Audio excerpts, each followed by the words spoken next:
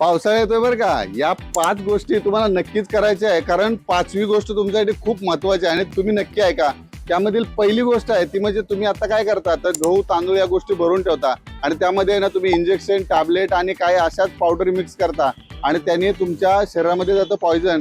त्याऐवजी मसाल्यांचे आपल्याकडे काही चांगले देशी उपाय आहेत किंवा लिंबाचा पाला असेल, असे देशी उपाय त्याच्यावरती करा आणि त्याच्यापासून वाचा. दुसरं आहे ते म्हणजे मॉइश्चर पकडणाऱ्या वस्तूंची खरेदी कमी करा.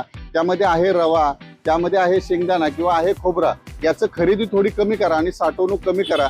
त्याने तुमचं नुकसान टळणार आहे. आणि तिसरी गोष्ट आहे ती म्हणजे आहे साखर. पावसाळ्यामध्ये काय होतं तर हवेमध्ये आर्द्रता जास्त असते आणि ती हवा आर्द्रता साखर लवकर पकडते आणि त्याच्यात आंबटपणा वाढतो आणि तुमचं नुकसान मोठ्या प्रमाणात होतं, साखर खराब होऊन जाते. म्हणून ती गोष्ट टाळा. चौथी आहे ते म्हणजे पावसाळ्यामध्ये भाज्यांचे पिकं आहे ना, आपल्याकडे सप्लाय चेन बिघडते आणि उत्पादन कमी होतं आणि त्यामुळे आपल्याकडे घरामध्ये भाजीला काही गोष्टी मिळत नाहीत.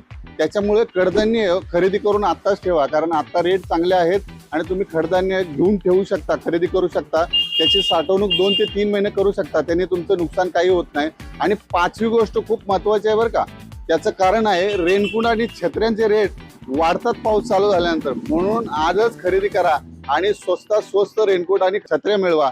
आणि अशाच काही चांगल्या व्हिडिओ जर तुम्हाला पाहायचे असतील तर मायमार्टच्या राजाचं पेज नक्की फॉलो करा बरं का. धन्यवाद.